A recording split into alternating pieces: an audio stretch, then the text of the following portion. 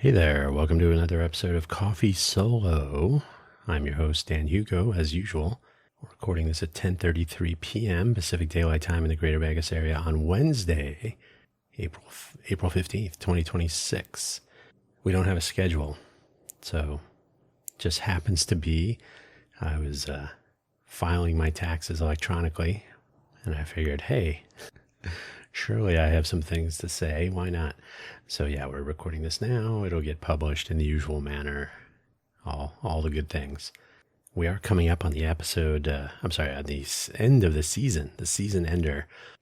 We started this channel, this program series on April 20th, 2025. So it's almost been a year. Just to keep things simple with my various audio programs, I do a 52-week year, since everything is coming out weekly except for this program. So everything that goes for 52 weeks, that constitutes a season. It doesn't really matter. It's not nothing like we're not going to change the characters or the story like sometimes happens in television series. But it's something. The title of today's episode, Strait to the Blockade. Strait as in Strait of Hormuz. This is episode 2026-04-1501. So the first episode, probably the only episode for April 15th, 2026. I prepared some show notes as usual, since I did pick the title. I have 6 bullet items. One, I actually wrote out some things, but the other ones are just quick notes. So I'll see what I come up with today. The summary of today's episode then, everybody is blocking that strait. And if you only say that, it is just plain weird. And some other things. Basically, the way the news reports it is annoying to me. As you may recall, if you've heard this program before, not this episode, unless you're in the future and you already heard the whole thing and you're listening again. Anyway, this program, Coffee Solo, is something that it originally used to publish exclusively on Ko-fi.com, ko-fi.com/danhugo/posts. I figured, I have this thing. I signed up for it back in March of 2021 when I was doing some podcasting in a post-pandemic, or just I guess the pandemic was just, the lockdowns were just kind of wrapping up. It's a faded memory. But so I created both Buy Me a Coffee and Ko-fi. Ko-fi to me is not, strictly speaking, coffee, but I do want to differentiate. So I used to publish this exclusively there, but then you can't really find they enable audio posts, but they don't do any of the usual things. Like there's no RSS feed of things you post to your Ko-fi, nor to your buymeacoffee.com profiles. So no RSS feed, unless that has changed, but I don't think it has. So I'm like, okay, so if I'm going to post the buy me an update exclusively to Buy Me a Coffee, and then no one can ever find it, and then the same with Coffee Solo, that seems silly. So as a compromise, I do post Buy Me an Update to buymeacoffee.com/danhugo first, and then I think I settled on 2 hours. 2 hours later, I publish it to Spotify for creators, and from there it goes to Apple and Amazon. There's an RSS feed, there's a YouTube channel, probably ends up in other places as well. So that works fine. Same with Coffee Solo. So it first goes to Ko-fi.com, then it goes out to Spotify. Do I like Spotify? Not really. Does it do what I need it to do? Mostly. Is it 100% reliable? No. Could I replace it? Probably. But do I get free storage and generally available RSS feeds for distribution and whatnot? Yes. So there you go. I use it to the extent that I receive something for it. Anyway, the links as usual. This program is first available at Ko-fi.com, ko-fi.com/danhugo/posts.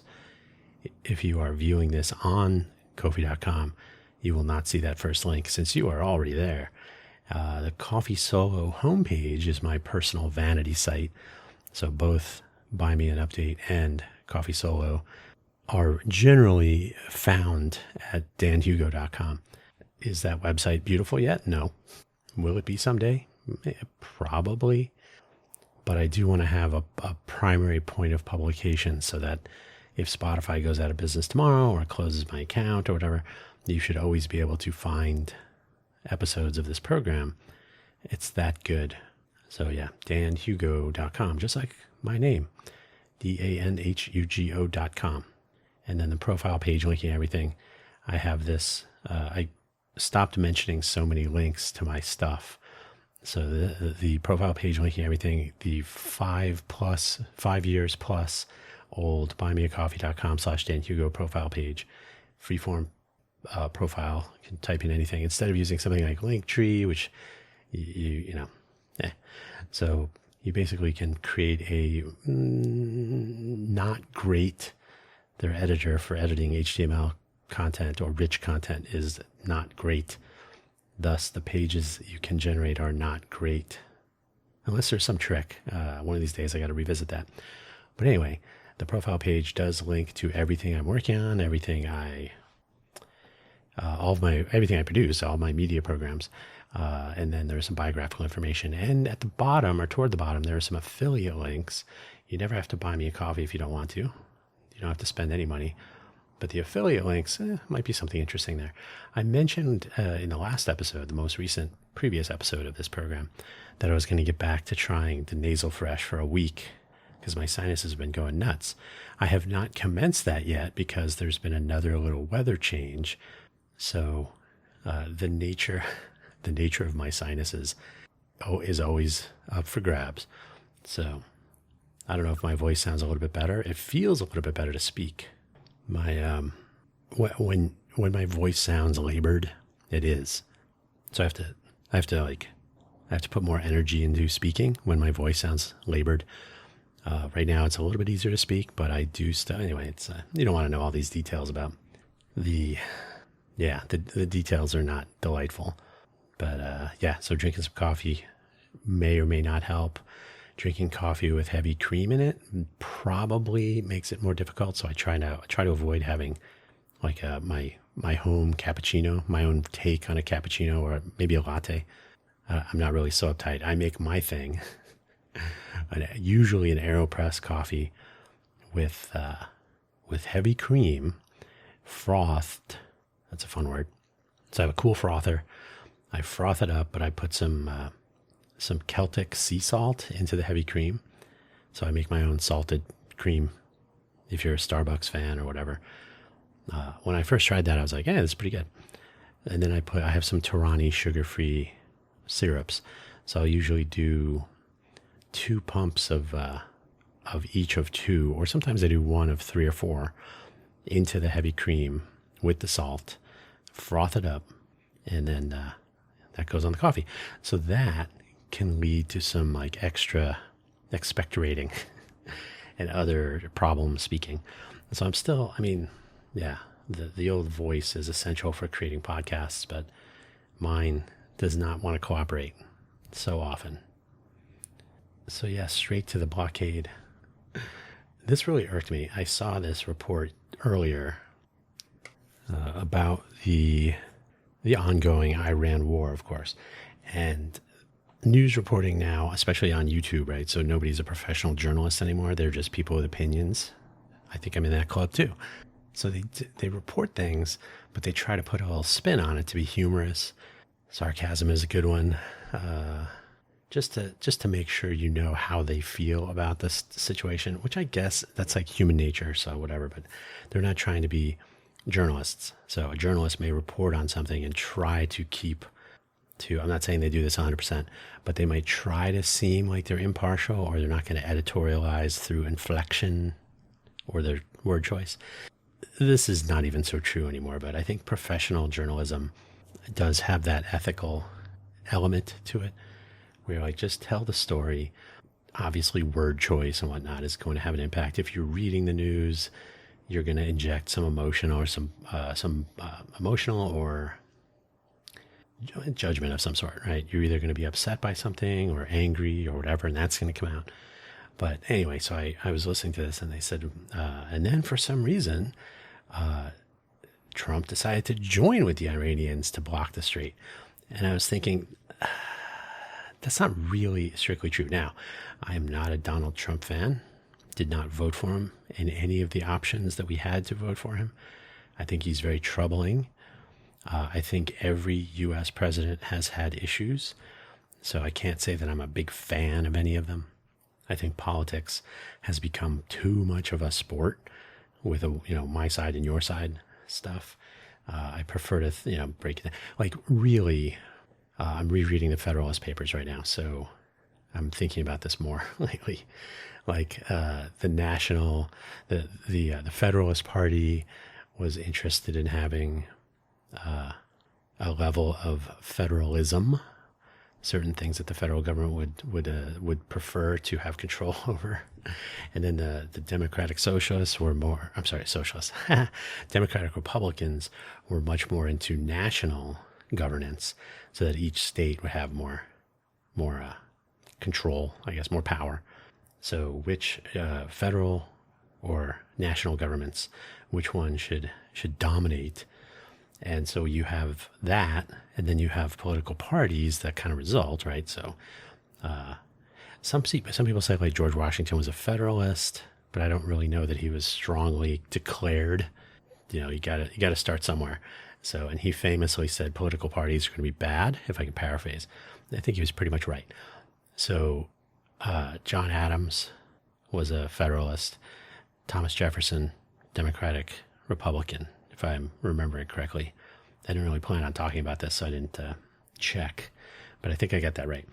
The Federalist Papers are not strictly government. They're more about people who were involved in the formation of the government back in the day, the so-called founding fathers, writing about, like, justifying their choices that they made when they were putting together the Constitution. Something as simple as the Great Compromise, right? The House of Representatives would be about the people. So it's national. Do I have this right?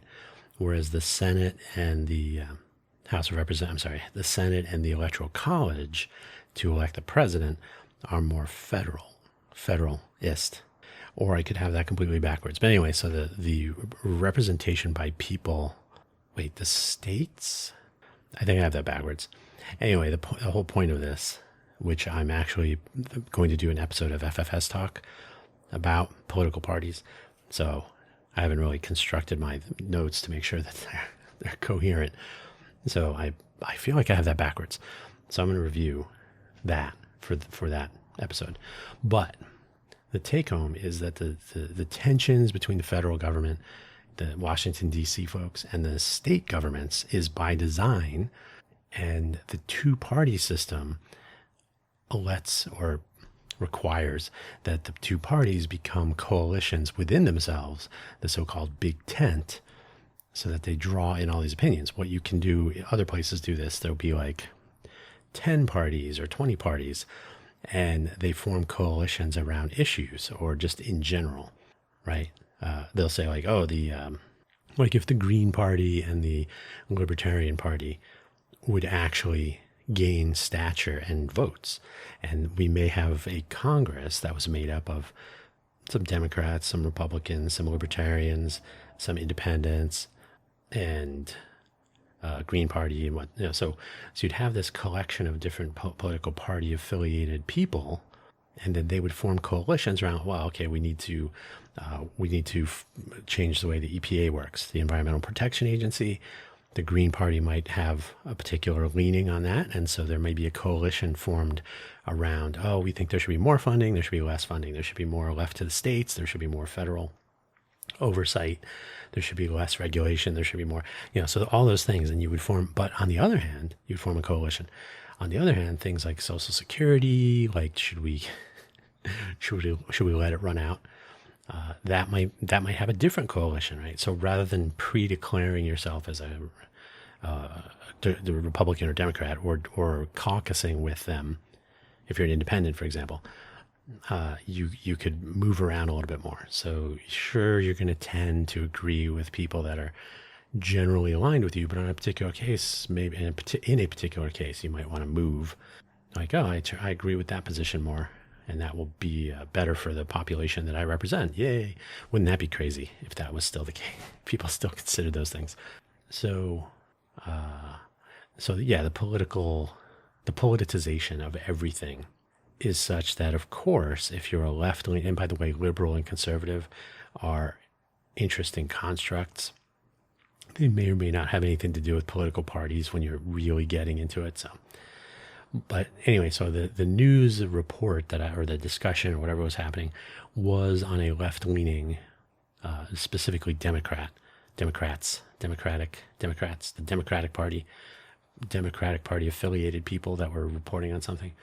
And so you're going to get them making fun of the MAGA party, right? And by the way, MAGA could be considered a faction of the Republican Party that's basically split off and doing its own thing. So is Congress now Democrats, Republicans, and a couple of independents?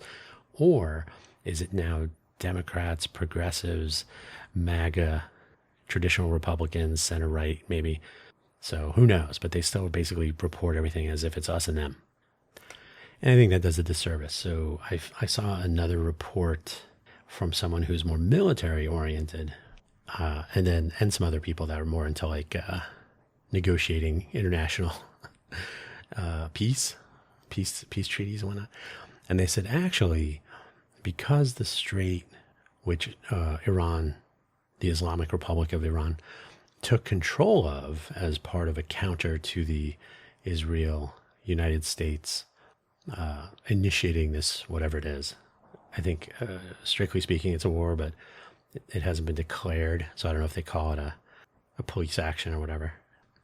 But anyway, so their response, one of their responses was to take control of the Strait of Hormuz so that they could have some say over how much oil from whom was able to pass through that. And that, of course, has detrimental impact far beyond the Strait of Hormuz, obviously. Oil and liquid natural gas, essential components of so many things. Luckily, it's summer and not winter, although the southern hemisphere is not so lucky. So yeah, I don't know how much heating oil, for example, how much petroleum is used for energy generation in the southern hemisphere. I'm sure it's more than none. So with the winter coming for the southern hemisphere, obviously being able to stay warm is important. So anyway, Iran takes control of the Strait, and then you have they're allowing certain shipments to flow through. I guess they were charging $2 million as a toll, but certainly Iranian flagged tankers could go through unimpeded, unmolested. So the counter to that, which when you think about it, it does make sense. So if it wasn't Trump, and if this war was not started for dumb reasons, and it seems like they're dumb reasons, history will tell, but for the sake of argument, let's say that starting this war in this manner during negotiations for the follow-on to the JCPOA, if you start a war during negotiations, that's not exactly good faith, but okay. So let's say this war was already going, and the host nation for the war is saying, well, we're going to limit commerce flowing through this waterway that we have fractional control over. You can go through a part that is not in Iranian waters, but apparently it's not as deep, or it's safer to go closer to the Iranian mainland. So what is it, 12 miles, I think it is. So the state of affairs passing through the Strait of Hormuz gives Iran some leverage. So by moving to blockade the ships that Iran would allow to pass, you're able to exert similar controls to counter their controls.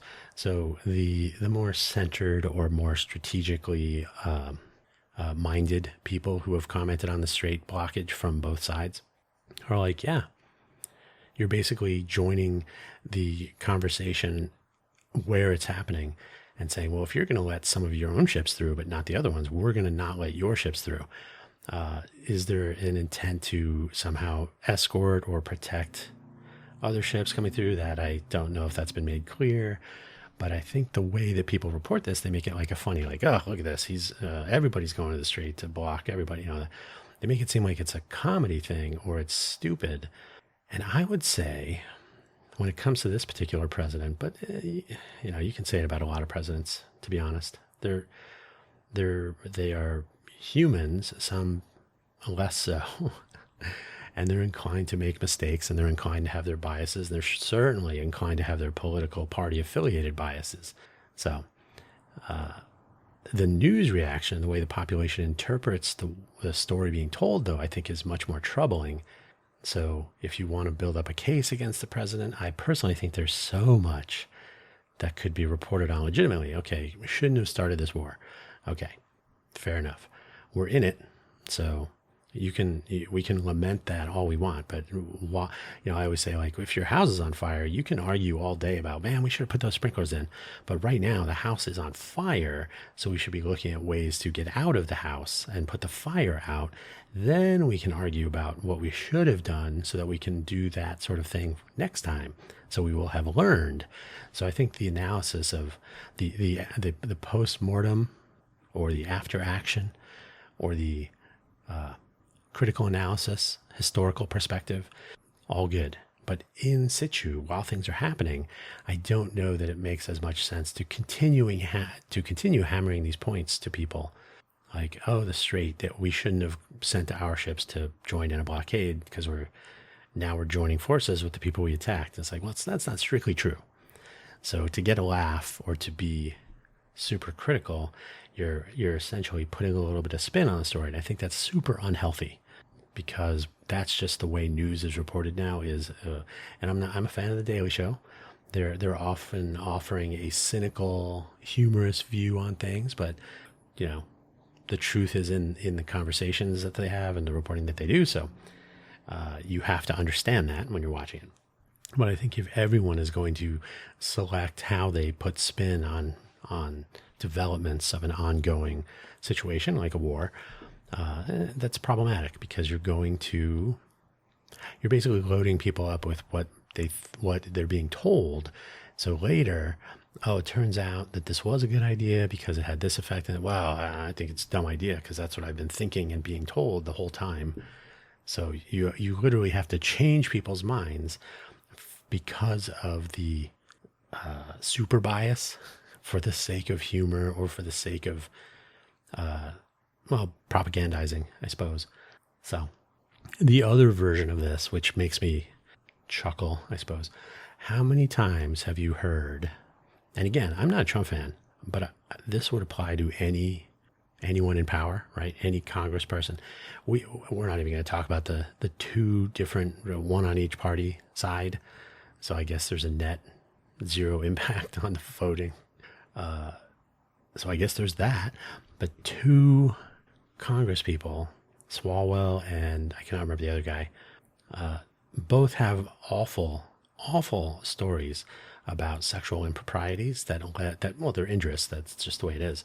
They've hurt other people, period. One more than the other, I suppose, if you want to consider the Republican person. And what's his name? I'll look it up. But yeah, the person that he had some sort of inappropriate relations with, putting it kindly, has that person took their own life as a result of the fallout of that or whatever. Obviously, that's all awful, right? So, Republican Congressman resigns.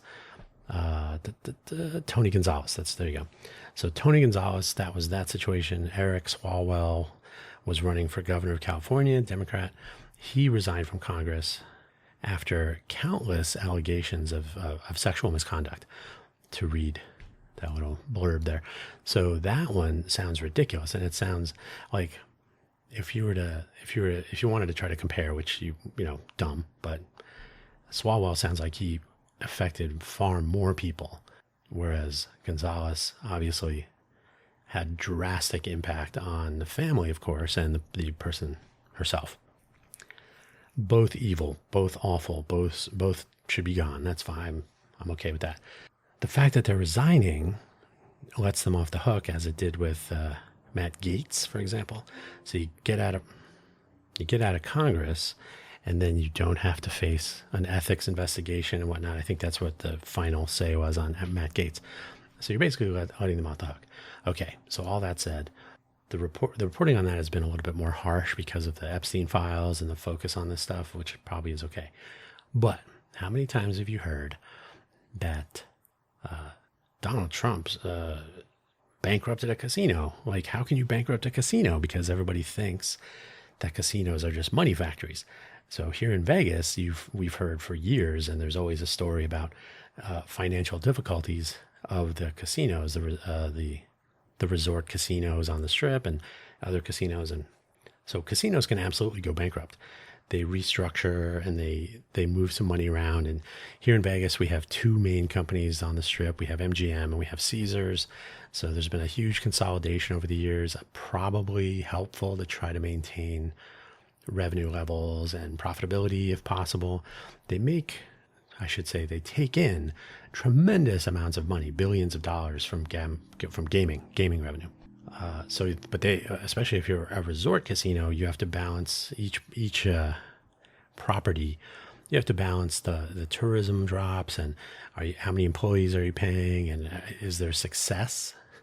So are people coming to your establishment? Are they staying at your resort? Are they spending money there? The gaming revenue is a component of it, but it's part of an overall system of revenue generation that may or may not be covering the costs to operate that. Especially over the last several years, there's been a lot of debt accumulating for the sake of property improvements, probably refinance. There's been some property ownership swapping going on. So yeah, to say, how could he bankrupted a casino in Atlantic City, and they make that sound like it's dumb, or how is that even possible? Because I think to the casual observer, it's like, oh, people just come and they leave their money, so of course they should always be profitable. So to me, that's like a smaller version of this, where you're reporting perceptions as though they are factual. But if you actually do a little bit of research, like the Strait and the strategy put in place there, and again, not as part of a bigger picture. The bigger picture is dumb, probably dumb. Starting a war is the last thing that you should try to do if there's an opportunity to avoid that. I'm sure Winston Churchill has a quote about that. Do they? The war is a last resort thing? I know I've heard a quote recently because it's true. War should not be the first choice.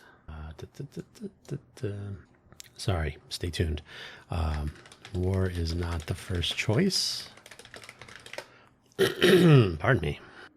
War is not or should not be the first choice in conflict, highlighting it as the last resort or a failure of diplomacy. That's the summary, that there are several quotes along those lines. Ah, yes, Mahatma Gandhi, of course. The only way to win a war is not to fight it.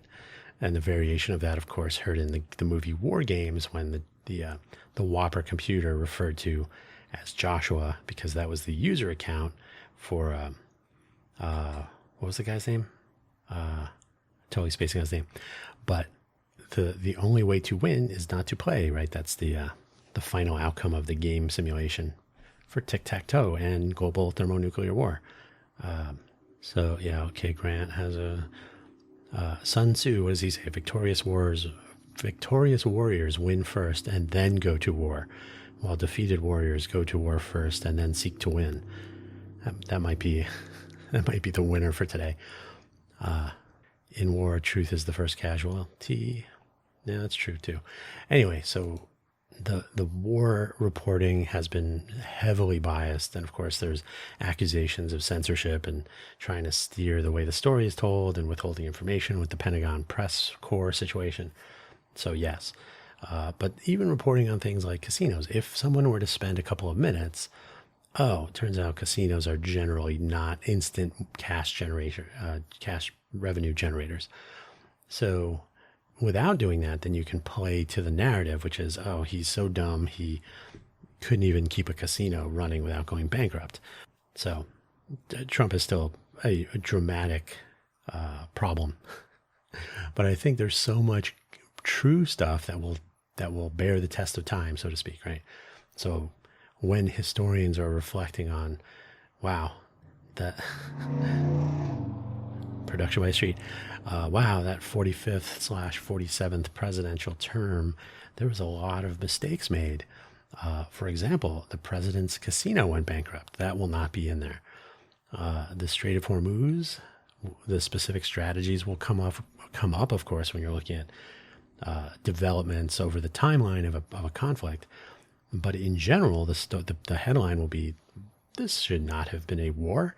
So I wish there was better, more accountable reporting of these things, because it gets kind of old, right?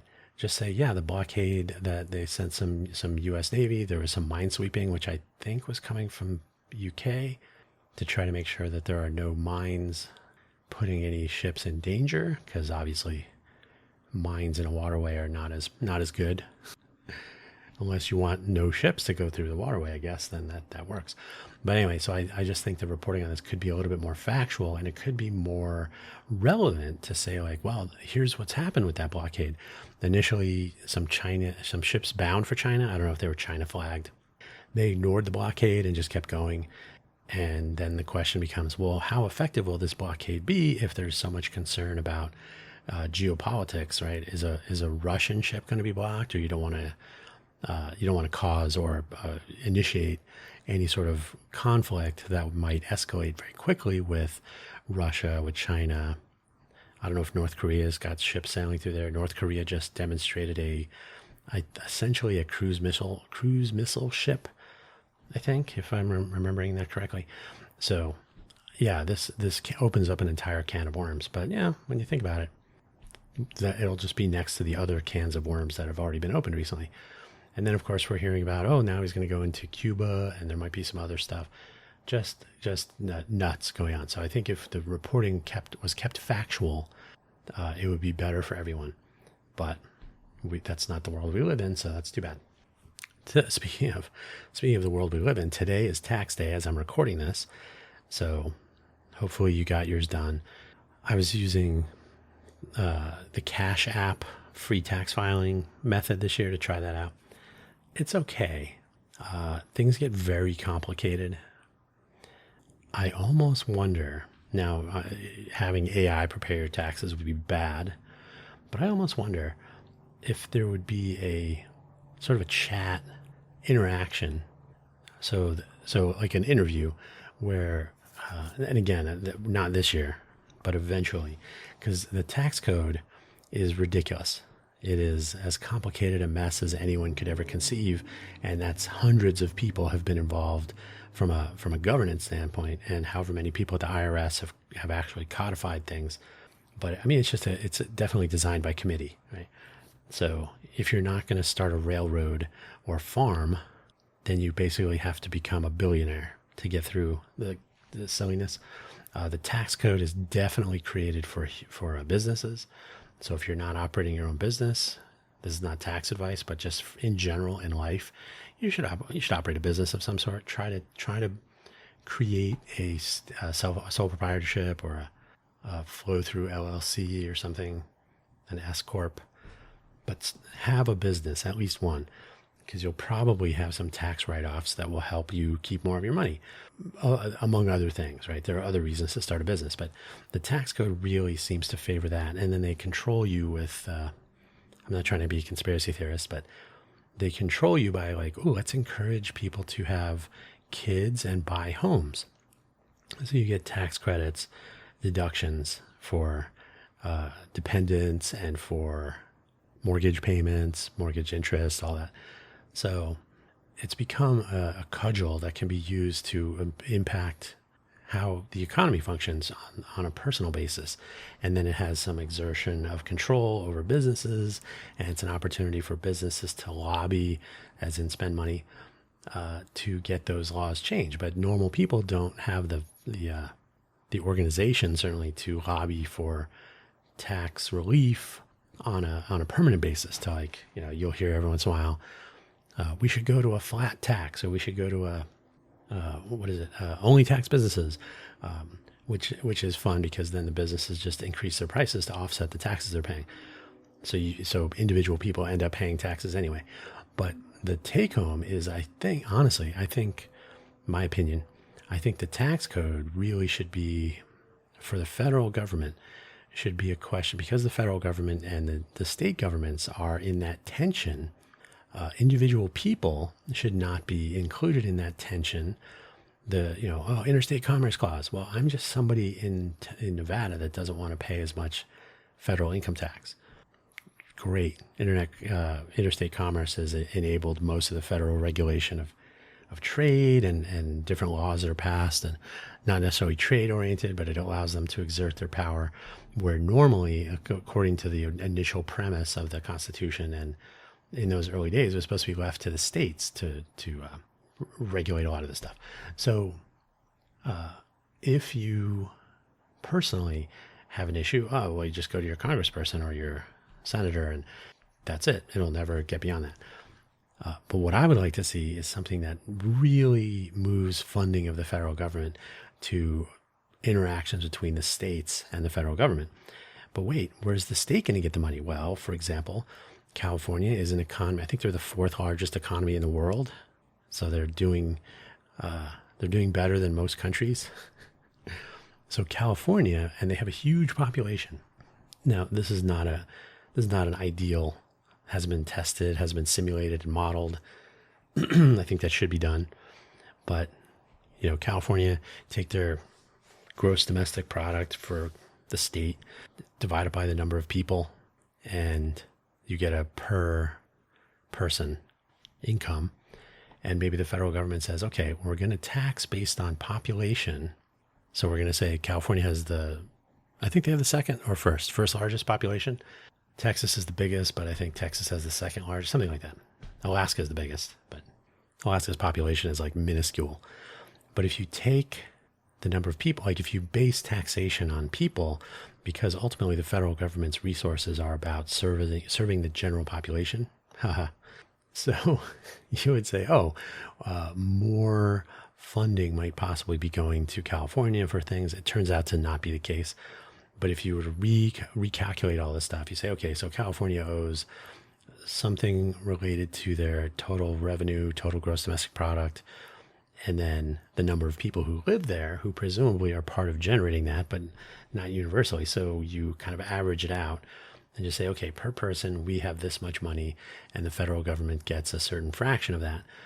And if you basically come up with a fraction that can work with the lowest ratio state, right, the state that makes the worst, I guess, revenue per person, and then come up, because obviously you'd price them out, but you basically say, here's what the states can contribute. And then I would add the caveat that if an individual or company has essentially a personal domestic product, or a corporate domestic product, if those are making more money, right, Google or Apple or Musk companies, Meta, Amazon, these companies operate in multiple states, but they're also sort of their own little economies. And so if they're making more money than like North Dakota, I don't mean to be mean to North Dakota, I have no idea.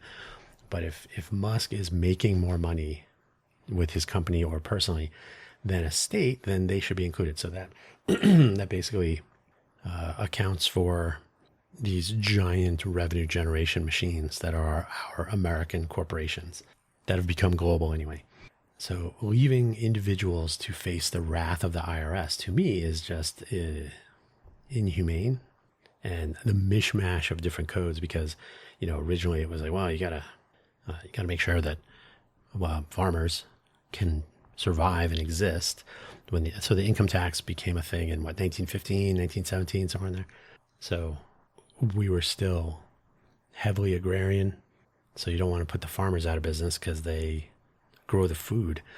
So special compensation or dispensations for farmers, and then of course railroads. So you're basically supporting the development of infrastructure and food supplies through tax policy. Okay, that sort of makes sense for the time. But does it still? And will any of this be revisited? Or do you still have to face in 2026? Do you operate a farm? Are you a railroad owner? Just the list of things is totally crazy. Well, you have to depreciate your whatever over 5 years, because unless it's a certain amount, and then there's another different thing when you calculate that. These are all special cases that have been injected into the code. And if you're a programmer, that just makes for problems. I wonder if the IRS tax code is actually testable. I wonder what that would yield. Is there an AI model today that can ingest the entirety of the IRS tax code, and then so you can tune a model on how tax code works and then have it answer questions, or would it just say, I don't know, this is too complicated? Yeah, tax code is a mishmash. I'm not a fan. So I will say today, I think the tax code should be abolished as it is today and reconstructed to start at the top so that the people making the most money are the ones paying more taxes. Wait a minute, I'm paying my fair share.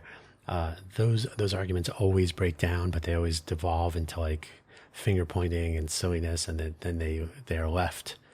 Oh, now we have to look at this shiny object. So let's stop talking about tax code because it's April 16th. We have a whole year to worry about it, but whatever. So instead, I think instead of arguing about tax paid, even though I'm a billionaire, I still pay the same percentage as you do.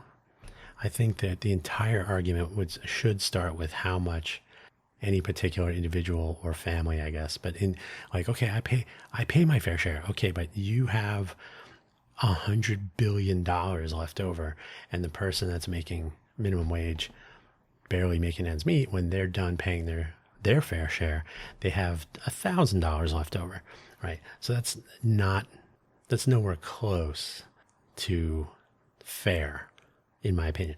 Well, yeah, but I made that money. Yeah, because the tax code and incentives and other benefits bestowed billionaires gets them into the trillionaire category, because people who make money know how to make more money, and the entire system is rigged. The entire system is designed to favor capitalist winners. That's the way it is. So that's a longer discussion for some other time. But honestly, I think the tax code has to go. I think if people are not realizing that today, they should be realizing it every day, not just in April. So it's annoying. Politics lately, obviously, that's in the news. I've mentioned that I was reading the Federalist Papers again. I feel like I've confused those things because I didn't really. I was really just going to say that I've been rereading them, because a lot of people say, well, what was the intent of the people that wrote the Constitution and the amendments? And that's when you think about it, the Constitution and the amendments to the Constitution are part of the rule book. So you should go by I guess you could say I'm a strict constructionist. So like what's written on those pages should be the primary consideration if you're adjudicating something. Am I an originalist? I kind of have to say that I am when you get right down to it. But because if you think of, if you're a programmer, I'm a software engineer by academic and career, if those two have anything to say about it. So as a software engineer, if there's some code written in COBOL, for example, from the 50s, and it's still running today, you would think, oh, we got to debug that. We got to change it over to JavaScript or something. Okay, that's all well and good. I literally just read an article before I started this episode today that the companies that are, especially if they're using artificial intelligence to generate a migration from COBOL to like Java or something, the enterprise stuff is still, a lot of it's in Java. So we converted everything from COBOL to Java. Does it work? We're not sure. Who knows? Or, it turns out it doesn't. So the gist of the article was that that's not going so well for companies that are attempting to do this big conversion process. So setting that aside for a moment, code that was written in the 50s, given the state of affairs in the 50s, probably worked in the 50s. If it's still running today, then hopefully it's still, addressing the needs of today, but it was still written in the 50s. So when you assess the validity of the code written in the 50s, you say, well, if it's still working today, that must be good, but it's not handling the special case of something. Then you're like, okay, well, we can try to pretend, we can interpret the code in such a way that it does work. Like, I don't even have an example to apply to this, but like, let's take something probably, just take this as an example. I'm not trying to make a point here specifically, but if all code from the 50s was culturally set on the notion of gender equals sex, right? So everything will be male, female. So it only handles like an M or an F in a particular field. But in today's, in modernity, there is more of a nuance, let's say, to that. So if your code doesn't work, you could just say, okay, well, we'll just pass a law that says you can only be male or female. That would certainly never happen. But so you can say, well, because the code is written from a time when that was the only thing that was considered, then we have to make that work. Or you can say, oh, we're just going to reinterpret the way that people assess those things. So it's literally your biological sex, but that starts another argument. So you can try to work around that because you're following a originalist pathway, right? We're not going to rewrite the code. It's the way it is. Or you can rewrite the code, the equivalent of an amendment, and that can take a while, and that can introduce other risk and other problems. So from my own perspective in the software world, software engineering, software development, originalism and strict constructionism totally makes sense because that's how computers work mostly. AI has changed that a little bit. But if you actually treat the Constitution as a codified of what the intent is, like we want to accomplish this, we want to enable that, we want to discourage this, we want to constrain how that functions, the scope of authority and all this stuff. And then circumstances change. You literally have to say, well, this is what we wrote down. If you're going to reinterpret the meanings of words, like the Second Amendment stuff, probably should not have been interpreted that way. I'm not anti-guns, but I would say the Second Amendment is not overly complicated, and they apparently took some liberties with the language. By the way, the use of language over the years has changed, just in the subtle or not so subtle meanings of words and the intent behind the words, the implicit meanings, the explicit meanings. So the interpretation of this stuff is interesting, but I think there's a lot of opportunity for, that's what it is, interpretation. So I think if codification of intent in the formation of a constitution, just like writing software, you're going to write using terminology, using the keywords, the reserved words in a language. You're going to follow the syntax of the language, and it's going to compile, so it's going to function, and the outputs will be observable, right? You should be able to say, oh, if I feed in an M or an F, I get this, and if I feed in something else, I should get a valid result. And if you don't, then you have the choices. Well, we can deal with it externally, or we can try to fix the code or address these new circumstances. But then you really can't be a strict constructionist. No, you can be a strict constructionist if you rewrite things to actually cover all the cases explicitly and be sufficiently detailed in how these constraints are applied and so on. But you can't be an originalist because you can be, but you'd have to say, well, if we're going to rewrite it, then we can account for new circumstances with new codifications. But if you're going to stick with the original Constitution, you're going to treat that as the rule, as written, which is how software works, then I think that's fine because you just say that up front. And but anyway, so the Federalist Papers was interesting because that was basically the sales pitch. I think they were publishing them in the papers in New York. So because New York was anti, was that where Hamilton was from? Like two of the delegates left the Constitutional Convention. So was Hamilton in New York? I feel like, was that the case? So Hamilton was one of the people writing the Federalist Papers. James Madison, Alexander Hamilton, a couple of other people. The take home though, they were basically trying to sell it. So they were writing their opinions of different circumstances and why does this make sense and so on. And that's where I was trying to remember what, because James Madison was considering heavily what the real meaning was of the House and the Senate and whether that's an exertion of federal control or leaving more power to the states and so on. And clearly I need to review that again because I think I confused my observations. It was interesting because there's a federalist viewpoint where the federal government should have more power than the states, but it's also they shouldn't have too much power. So from a purist perspective, original constructionist maybe, federalism is about having the right amount of power over the states, but not necessarily like what is it? Unified executive, not complete and total dictatorial or authoritarian power. So federalism is, I think,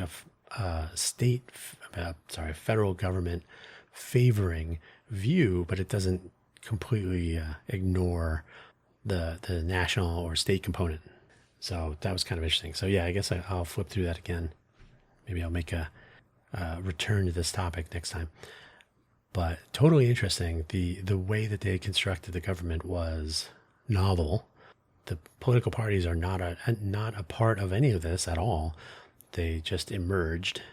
I mean, people are tribal. That's sort of the way it is. But I think ultimately it's a disservice. So one of the points I will somehow make, because my real take on this is not national versus federal so much. We have this liberal and conservative. You can have a whole spectrum, and there's the authoritarian, libertarian axis, the vertical usually, and then so left, right, authoritarian, libertarian. That's the usual political spectrum. But unfortunately, then you enter horseshoe conundrums. So the left and the right just loop around and they join up at the mouth of the horseshoe.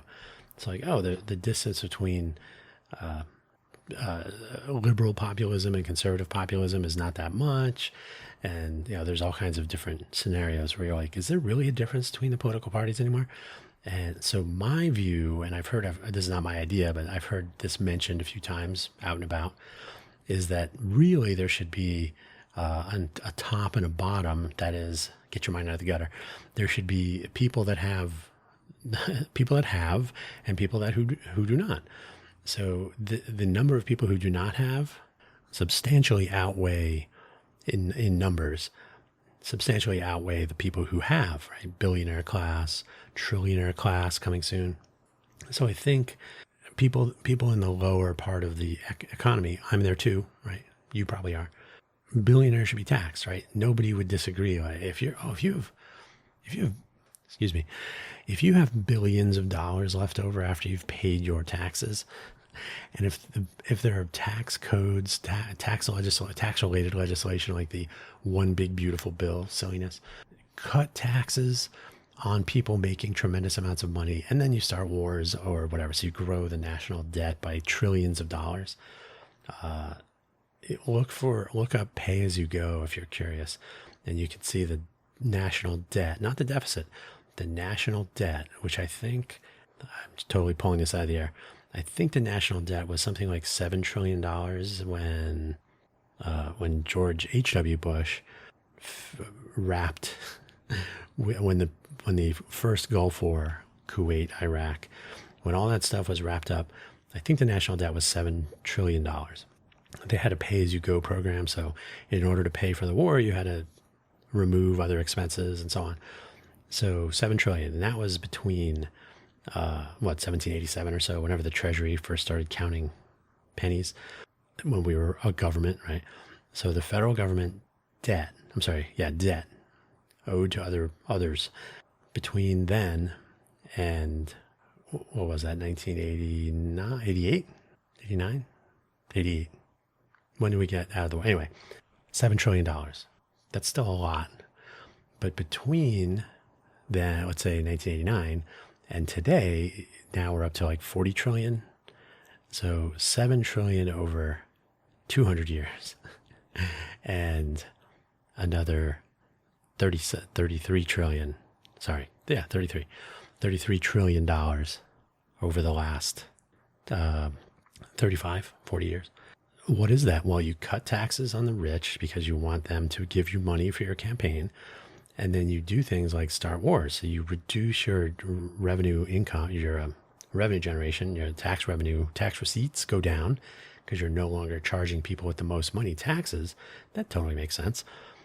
People who are making the most money are usually global.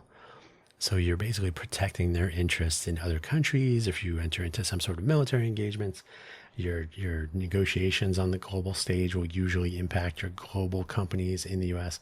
So people involved with those are saving money on their taxes because they made a lot of contributions. So we enter a mode where we're explicitly taking less money in, and then we're going to war or doing these dramatically expensive programs that require printing more money, which leads to trying to sell more bonds and try to spread, generating more debt. What I can't remember if it was the interest on the debt now it's always been the second highest, but it might become the highest expense. And I don't remember what the number is, so I will not make one up, but it was a big number. And that's just the interest, and it's paid like monthly or something, whatever that amount was. It was like, oh, this is not the interest. It is the recurring interest, frequently paid.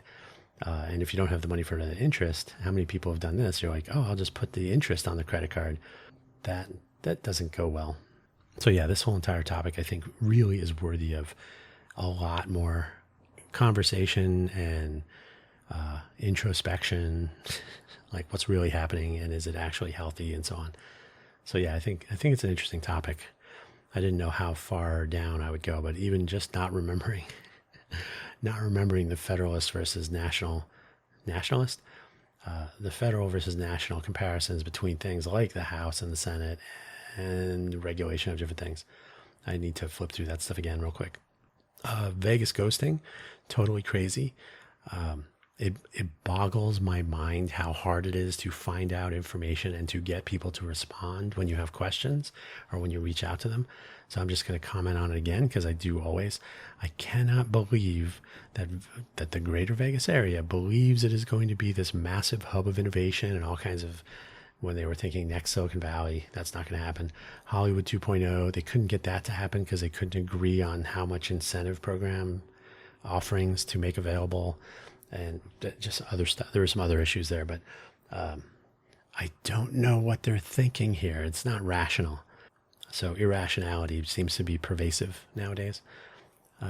But yeah, on an individual basis, if I reach out to someone who's involved with our school district regarding some educational anything, or just any of these people, they just go, I'm not going to respond to you because I don't know who you are, maybe. Okay, sure. We connect on LinkedIn usually, and then they just don't answer. Like, well, why did you accept my invitation to connect and then blow me off? So for a while, I would actually remove the connections, but now I'm like, I don't even care about that. Like maybe having a connection to the superintendent of the school district for Clark County will help someone later down the road say, oh, okay, I'll accept your invitation to connect so that I too can ignore you. So that's ridiculous. And Vegas ghosting in general. I just did a Quaggling Sand episode this morning where I talk about unresponsive nodes. So people in your personal network nodes, they just disappear. They stop responding, or they only reach out to you when they need something and so on. I'm not saying this never happens anywhere else. It certainly does, but this in general is the way Vegas functions. I think the notion of these long-term responsive interactions with normal people. Oh, my friend from high school. Like, you were friends in high school, but then have you kept in touch every day? There are people who do that. That's not what I'm talking about.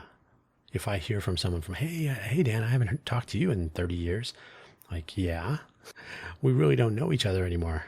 So there's that consideration, but also just the way people interact. I think there's too much distraction. Like, I could respond to that email, but what's in it for me? I'd rather just doom scroll my TikTok For You page. So I don't know. I could be wrong. The big thing everybody's talking about that doesn't matter, so it's not as consequential, but probably as interesting perhaps, is Backrooms, the movie, which I just started seeing now. And I'm like, what is this? It looks a little weird. It looks like found footage and all that. And that's an entire rabbit hole. The Backrooms has a YouTube short series from someone, I think his name is Owen Pixel, which is not his real name. I think it's Owen or something. That's a whole like, what is this? I'm going to check this out. So that's something I'm actually going to spend a few minutes trying to find the videos and then actually watching them. I literally started watching a film theory back before MatPat sold out to a private equity company or whatever they're doing now. I just watched a video today about all these companies, Fireship, Veritasium. They all sell themselves out to the investment, whatever they are, private equity or whatever the case may be. It's a standalone company that just buys up YouTube channels. So and then that's when the channel usually gets crappy, is that, oh, well, now it's not just me making cool content. It's me, what is it? Getting the bag. I made my money, and now people will continue to watch, and then you'll be like, wait, this sucks. This is not as good. And the Fireship one was interesting. I didn't notice any announcement of being bought out, but I have noticed that the Fireship channel is nowhere near as good as it used to be. It used to be a little rebellious. The wit was a lot more sarcastic. Now it's much more of like a news blurb than commentary. And in this case, I think the commentary was more valuable. If you don't know what Fireship is, that's fine. But just the number of YouTube channels that are no longer the organic. I was going to say emergent or organic. So you got that. They didn't, the old day. I should check and see if Philip DeFranco, has he been bought out? But these people that started in their bedroom or their basement or whatever, the nature of YouTube was that, and it has now become just another, revenue generating thing. And you are the product. So am I. Anyway, that's all I want to talk about for today. I got to get my Federalist Papers sorted, but I'm also tired, so I'll chalk it up to that. But literally, I've been reading over them for the last 2 days, so I gotta get that sorted out. Should have prepared for today's episode a little bit more, but I put myself on the spot, so who's better than me? That's all I got for today. And so I'm going to leave it there. Don't forget to check out my buymeacoffee.com/DanHugo profile page for links to all of my other various audio programs. That's all I got for you today. You don't have to support financially, but listening, subscribing, all that stuff, that would be nice. So if you care to, if you don't, that's fine. Take care, and we'll speak to you through the week, through my various audio programs, as is always the case. Or maybe I'll run into you someday. Who knows? Who can say? Bye-bye.